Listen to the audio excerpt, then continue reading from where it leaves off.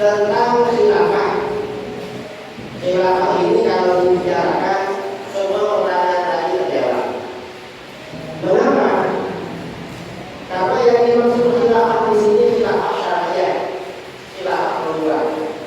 Mengapa oleh para ulama yang diakui sebagai khalifah itu hanya 5 orang? Abu Bakar, Umar, Utsman, Ali, Umar bin Abdul Aziz. Yang lain tidak diakui. Untuk yang khulafaur rasyidin yang keempat, dasarnya hadisnya Sakinah. Di Sakinah kalilah Abu Bakar di Talatun Asana. Memang masanya 30 tahun. Untuk Umar bin Abdul Aziz, hadisnya hadis Hudzaifah bin Yaman yang tadi pagi kita bicarakan. Namun apa selain yang 5 ini tidak dikatakan khalifah? Syaratnya khalifah itu yang pertama harus mujtahid. 5 orang ini memang mujtahid semua. Yang kedua harus adil. Yang ketiga harus soleh. 5 orang ini memang orangnya adil, orangnya soleh semua. Yang 5 orang ini. Yang lain ada yang mujtahid tapi tidak soleh. Ada yang soleh tapi tidak mujtahid. Ada yang mujtahid tapi tidak adil. Itu selain yang 5. Karena selain yang 5 tidak disebut dengan khulafaur rasyidin. Dan ada dalilnya. Dan kalau disebut ahli ini masa memperjuangkan khilafah seperti yang ada di kitab-kitab fikih, kira-kira sekarang yang pantas dari khalifah siapa? Tak ada yang pantas. Yang pantas dari khalifah seperti Sayyidina Abu Bakar, Umar, Utsman, Ali, Umar bin Abdul Aziz. Tak ada. Tak ada. Karena memang orang yang seperti beliau cuma beliau, yang lain tidak ada yang mirip. Tidak ada yang sama. Karena itu tidak bisa. Sejarah diulangi lagi sudah. Karenanya selain mereka tidak dikatakan khalifah yang syar, tidak dikatakan khalifah yang hakiki. Walaupun dikatakan khalifah itu hanya secara formalitas saja. Kenyataannya ada. Mengapa ada? Karena yang lain ini sistemnya mengerti. Sayyidina Muawiyah bin Abi Sufyan menjadi khalifah bukan pilihan, tapi merebut dari Sayyidina Hasan. Sayyidina Hasan diajak perang. Karena tentaranya Muawiyah ratusan ribu, tentaranya Sayyidina Hasan ratusan ribu. Sayyidina Hasan berpikir, ini kalau berperang yang mati ribuan. Daripada umat Islam nanti ribuan, sudah serahkan pada Muawiyah. Beliau akhirnya jadi khalifah. Ketika akan meninggal dunia, Muawiyah bin Abi Sufyan berwasiat bahwa khalifah sesudahnya adalah putranya Yazid bin Muawiyah. Berarti mengerti. Yang lain ada begitu. Yazid akan meninggal dunia, wasiat lagi putranya Muawiyah bin Yazid. Cuma Muawiyah bin Yazid dapat 40 hari meninggal dunia karena tekanan batin dan cepat malu. Mengapa? Karena Muawiyah bin Yazid setelah beliau dilantik, saya tidak siap menjadi khalifah. Saya mundur saja. Mengapa? Kakek saya menjadi khalifah tidak berhak merampas dari Sayyidina Hasan, apalagi ayah saya. Beliau itu dulu orang soleh benar. Jadi walaupun ayahnya nakal, Yazid bin Muawiyah anaknya itu soleh. Karenanya dulu itu disebut generasi salaf yang soleh. Karena rata-rata soleh.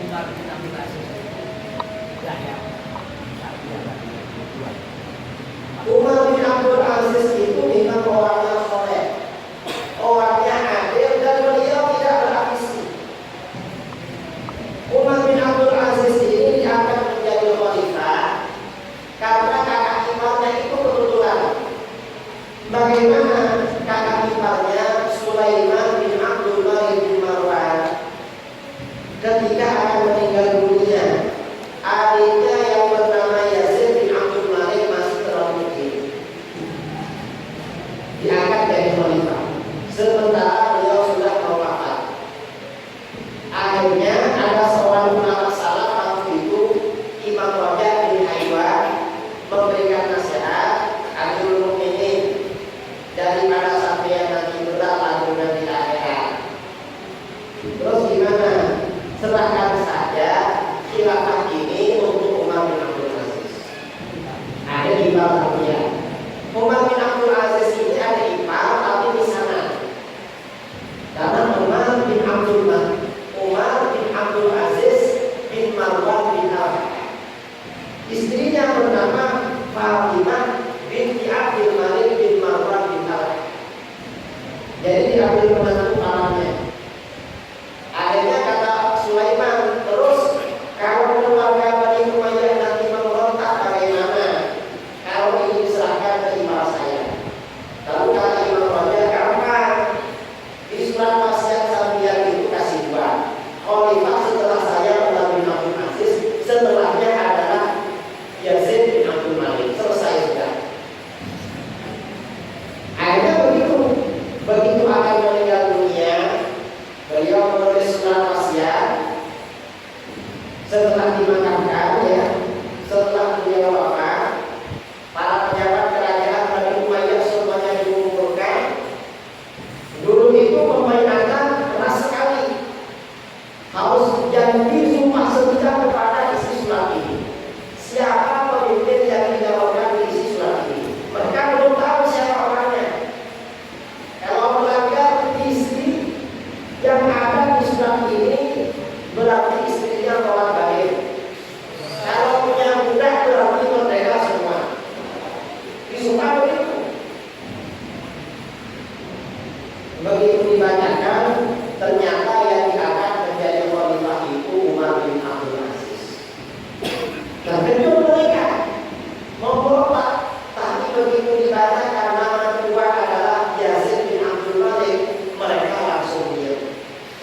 Begitu Umar bin Abdul Aziz disebutkan namanya, apa jawaban beliau? Kata beliau, inna lillahi wa inna ilaihi raji'un. Ada musibah. Kalau kita ini diangkat dari bupati, sekarang ini kadang kalau di motor barokah itu tidak jelas. Mengapa tidak jelas? Kadang asalkan banyak uangnya, kalau jalan sholat ini barokah yang ini. Bukan itu namanya. Barokah itu orang soleh. Karena sekarang ini banyak asalkan banyak uangnya, walaupun nakal sholatnya barokah katanya. Sedangkan yang sudah soleh, walaupun tidak kaya, kena kualan katanya. Itu kena kualan jahil, makanya tidak kaya. Belum sama dengan kita semua satu. Setelah itu nampak hari ini karena istilah di negara lain ketika masuk bangsa sekali di Indonesia dan itulah bagaimana cara menghambat Hizbut Tahrir ini di negara-negara Arab itu termasuk organisasi yang dilarang. Pengikutnya yang paling banyak di Indonesia, termasuk di Banyuwangi. Indonesia itu aliran apapun di negara lain tidak banyak pengikutnya, datang ke Indonesia pasti banyak pengikutnya. Yang penting barokah itu ya, barokah Indonesia. Apapun, pokoknya aliran-aliran Islam yang kecil-kecil, pengikut terbanyak selalu di Indonesia. Saya juga Indonesia ini banyak terus begitu. Kalau negara-negara lain tidak ada pengaruhnya. Pengaruhnya cuma di Indonesia. Hizbut Tahrir ini pusatnya di Inggris. Karena pada awal berdirinya yang membiayai itu kerajaan Inggris. Sampai sekarang pusatnya di Inggris. Kemudian bukan dagang di Australia. Australia itu termasuk persemakmuran negara Inggris. Nah, untuk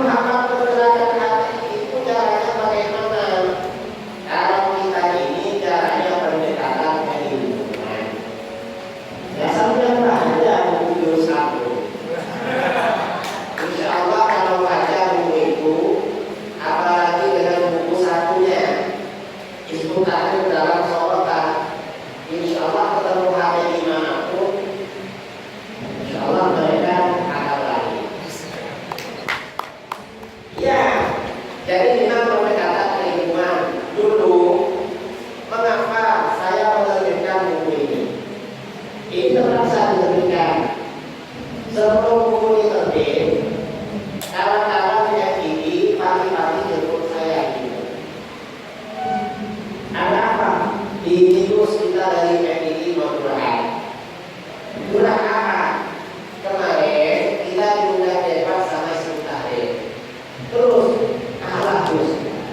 Loh, kok bisa kalah? MU itu tidak boleh kalah. Gaya itu kok bisa kalah? Kalahnya tidak kalah.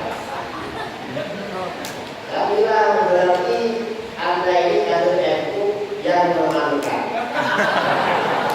MU tidak boleh begitu. Ya karena begitu kita ini bagus. Ya gimana? Akhirnya anak-anak FII dari Jember 25 orang ke rumah saya. Hari itu juga datang ke rumah, mereka bawa proyektor. Setelah datang, saya tanya, kalian berbeda dengan HTI soal apa saja? Ini Gus. Aku tidak bisa jawab apa ini jawabannya. Apalagi setengah hari, semua diskusikan dengan saya. Apa? Jangan bisa jawab ini jawabannya. Saya kasih. Saya makan ngomongin waktu itu. Sama dari ini. Akhirnya mereka pulang ke Jember. Dapat kira-kira dapat 3 hari atau 4 hari. Pimpinan HTI Jember semuanya diundang ke kantor sekretariat MUI. Dia jawab. Besoknya anak-anak MUI telepon. Gimana alhamdulillah aku sudah di malam sudah sukses dialog dengan HTI. Hasilnya bagaimana? Kita menang 7-0. Jadi terus mereka kebobolan terus dan malam. Akhirnya setelah itu HTI jarang sama anak MUI sama anak itu udah berani. Karena kami berbeda. Akhirnya setelah itu buku ini saya terbitkan. Waktu terbit pertama kali ini bedah bukunya di UNED di pimpinan HTI juga dan anak-anak MUI sudah banyak melakukan saya ini diamalkan. Jadi kita ini mendekatkan keilmuan kan. Kalau kita ini mendekatkan dilarang, menterinya bukan kita. Coba minumnya alumni blok A, blok B bisa dilarang. Oh ya ini ada yang terakhir tadi. Kira-kira kita ini memasuki fase 4 kapan? Ya mungkin nanti kalau yang menjadi presiden, menteri, DPR semuanya alumni pondok bisa.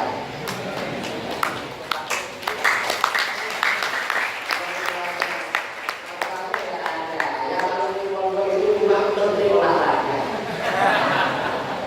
Kalau cuma jadi Menpora, orang-orang yang itu biasanya Menpora, menteri militer atau percepatan gerak tertinggal, ya pokoknya yang tertinggal ya. Tidak ada ya. Dan ketok-ketok itu hanya ada repot ya. Ya kita banyak berdoa lah. Sekarang ini kita ini juga perlu memperbanyak tawadhu kepada Allah. Banyak berdoa agar kita, keluarga kita, bangsa kita dilindungi oleh Allah. Kenapa? Sekarang ini pekerja dari China yang masuk ke Indonesia itu puluhan ribu. Kita khawatir karena bangsa kita ini mudah digoda. Digoda apa? Bangsa kita ini gampang membeli KTP palsu. Kalau mereka ini sudah punya KTP palsu tinggal di negara kita, akhirnya populasi umat Islam akan sulit. Umat Islam ini sekarang sudah kira-kira 75%. Kalau orang kita masukkan di kira-kira 3 orang awal. Kalau umat Islam atau sedikit, kira-kira nanti jarak berhenti jarak ini 3 orang. Ini kan perlu kita pikirkan. Kita ini bukan persoalan nanti kalau yang kerja orang Cina, tetangga kita kerja apa? Bukan itu. Kalau saudara kita yang kerja di luar negeri juga banyak kok. Dan mereka menerima. kerja ke Hongkong, kerja ke Korea, mereka menerima. Mengapa kita tidak menerima? Persoalannya kalau mereka nanti menjadi penduduk tetap di sini, lalu masih Islam bagaimana? Itu yang menjadi persoalan. Saya kira itu ya, apa namanya, ya menjadi renungan bagi kita. Waktu saya kembalikan kepada moderator. Maka ini sudah cukup kira-kira tanya jawab. Kalau jadwal nanti kita nanti jam 12:10 sekarang jam 9:01 kami sudah berdua mungkin tidak mungkin. Assalamualaikum warahmatullahi wabarakatuh. Nama Ahmad Nasrullah dari ranting itu Kandangan Kecamatan Kesanggaran. Perlu diketahui bahwa menurut pengamatan kami bahwa di masa lalu dalam arti pemerintahan masa lalu, bahwa apabila ada aliran atau kelompok atau golongan tertentu yang sekiranya membahayakan kebutuhan bangsa, maka pemerintah dengan tegas ditumpas atau bahasa kerennya adalah amankan. Namun di saat sekarang, setelah menurut pengamatan kami, setelah masa reformasi, apabila ada aliran atau golongan tertentu ini terkesan dibiarkan berkembang. Kemudian pertanyaannya, atas dasar apa Hatim ini bisa berdiri dan berkembang tumbuh besar di negara Indonesia ini? Terima kasih. Wassalamualaikum warahmatullahi wabarakatuh. Terima kasih kesempatan yang telah diberikan kepada saya, dan awal saya menyampaikan sangat hormat dan apresiasi sebagai aktivis kampung yang insya Allah saya sendiri baru kali ini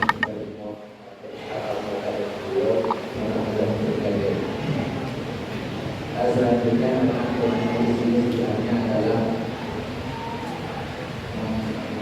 mengupas konsep khilafah dan juga buku. Saya tertarik untuk bukan bukunya dan konsep asalnya, karena dari buku ini dari awal banyak cerita tentang bagaimana kita kemudian kita juga menjelaskan tentang apa semuanya itu. Yang pertama bahwa jangan tidak dulu tidak apa-apa kalau saya itu memegang diri. Mungkin dalam teori saya satu yang dua benar. Yang lain adalah yang pertama tentang jurus ini, jurus ampun tentang HTI. Ini jurus yang sangat provokatif. Mungkin harus disusun dengan buku yang lain yang judulnya lebih pada suasana kebatinan yang lebih menjaga kepada kerumunan yang ada di Indonesia ini. Akhirnya di dalam buku takdir itu saya kira tidak perlu dibuka. Silakan saja mereka berbicara, silakan saja mereka mengajak kita berbicara, kita sebelumnya. Kalau dibuka ini kita lawan kita, biasanya itu adalah umat yang terlalu siap. Anak-anak kalau sudah terlalu siap, orang itu sedikit untuk menjadikan musuh. Kenapa? Ini menjadikan rival untuk diskusi, tapi kita menang terus.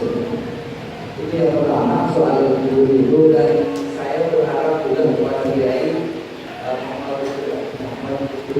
Muhammad ini disusul dengan buku tentang aswaja yang lebih paham pada yang lebih aplikatif dalam konteks ini. Soalnya begini, bahwa kenapa orang NU itu galau ketika ada aliran lain berubah. NU merasa terusik, merasa terganggu ketika ada aliran lain muncul. Bahkan ketika itu terjadi, justru umat NU tidak empowered, tidak melakukan penggunaan ke dalam, justru yang tertarik melawan mereka. Padahal kalau tadi dia mengatakan bahwa orang ada pertanyaan bagaimana cara menghambat gerakan Hizbut Tahrir. Saya kira yang pertama adalah ekonomi. Bagaimana generasi itu betul-betul paham dengan aswaja. Saya banyak diskusi dengan generasi kita bahwa ketika mereka berbicara soal aswaja, yang tergambar dalam pikiran mereka adalah tahdir, target, dan persoalan-persoalan yang umumnya itu saja. Akan tetapi banyak warga itu yang tidak mengenal substansi daripada aswaja itu. Sehingga pertanyaan saya, aswaja yang perlu dikembangkan di Indonesia ini, karena saya lihat bahwa aswaja itu di Indonesia itu ada dua latar belakangnya. Yang pertama aswaja ideal, yang berangkatnya dari hadis yang disampaikan oleh Kiai di alam terakhir. Ma'ana alaihi wa ashabi. Ya betul ya. Ma'ana alaihi wa ashabi itu adalah azwajan ideal yang bingkai ma'ana alaihi wa ashabi ini adalah dijadikan dalil oleh orang-orang firqah lain bahwa di dalam bingkai hadis itu mereka masuk di dalam bingkai itu. Itu mereka juga mengaku azwajan. Akan tetapi di dalamnya ada tradisi aswaja historis. Jadi aswaja yang dilahirkan karena sejarah yang banyak diceritakan oleh Kiai tadi, bagaimana khilafah, bagaimana Muawiyah, Syiah, Mu'tazilah dan sebagainya, muncullah aswaja historis yang sampai hari ini yang banyak dipertahankan oleh warga Nahdlatul Ulama. Itu yang menurut saya perlu ada pendalaman khusus, sehingga saya ingin ada mengerti, ada kemudian untuk menulis buku tentang aswaja di Pondok dan Pondok ini. Terus kita mengatakan bahwa umat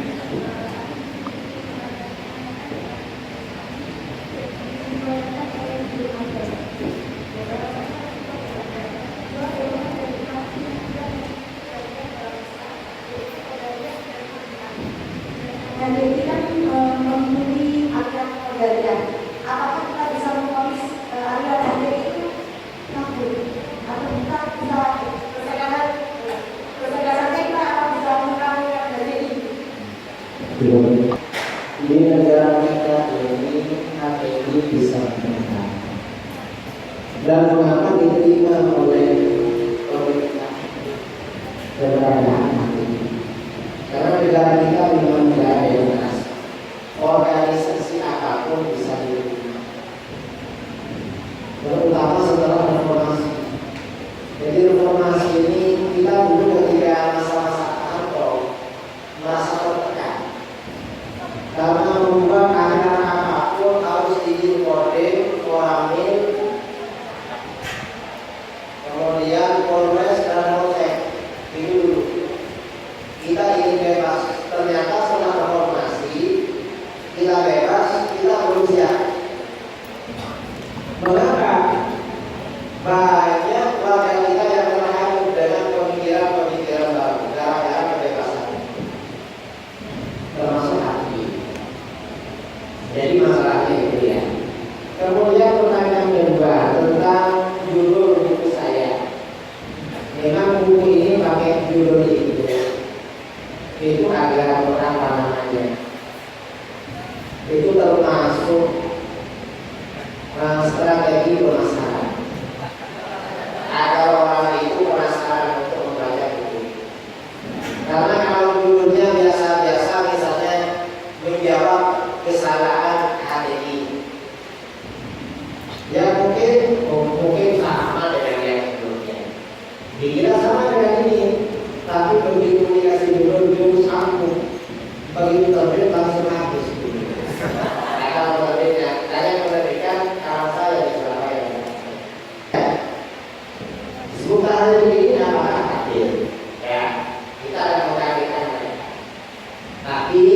mereka yang disebut tahrir itu, kalau mereka yang disebut tahrir ini akidahnya seperti tadi, berarti mereka itu berlaku sesat dan menyesatkan. Jadi tidak kafir. Mereka ini masih sebatas sesat dan menyesatkan. Kalau kafir, tidak sampai menyesatkan. Saya kira itu ya semua pertanyaan. Karena yang ketiga ini pertanyaannya ya banyak. Jawabannya sebenarnya cukup pendek-pendek. Kalau yang sesi pertama tadi ada yang pendek tapi perlu dijawab banyak. Jadi memang kadang begitu, pertanyaan panjang padahal perlunya pendek.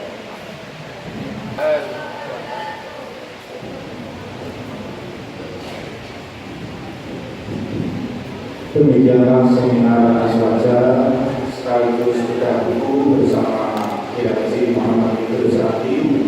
Telah kita dengarkan bersama jawaban tentang isi buku karya beliau ini, dan semoga kita bisa lebih mantap meyakini bahwa kita ini adalah ahlul haq, ahli kebenaran, dan segini banyaknya peserta kalau kurang halaman pesan-pesan beliau tadi perlu dicatatkan baik-baik agar bisa menjadi pembela ahli sunnah wal jamaah.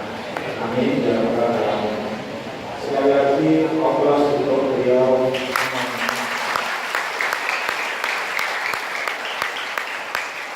Marilah pertemuan kita pada kesempatan malam hari ini kita tutup dengan bacaan suratul Fatihah.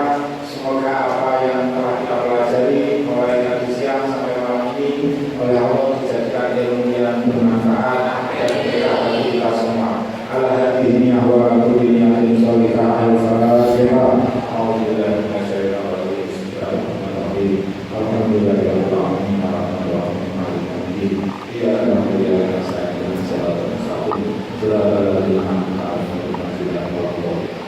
Sekali lagi mewakili panitia kami mengucapkan banyak terima kasih atas waktu yang diberikan dan ilmu yang dibagikan oleh beliau Al-Mukarram Kiai Muhammad Idris Adi, dan kami juga menyampaikan permohonan maaf jika dalam beberapa hal ada hal-hal yang kurang berkenan, dan akhirnya sekian dan demikian kurang lebihnya wassalamualaikum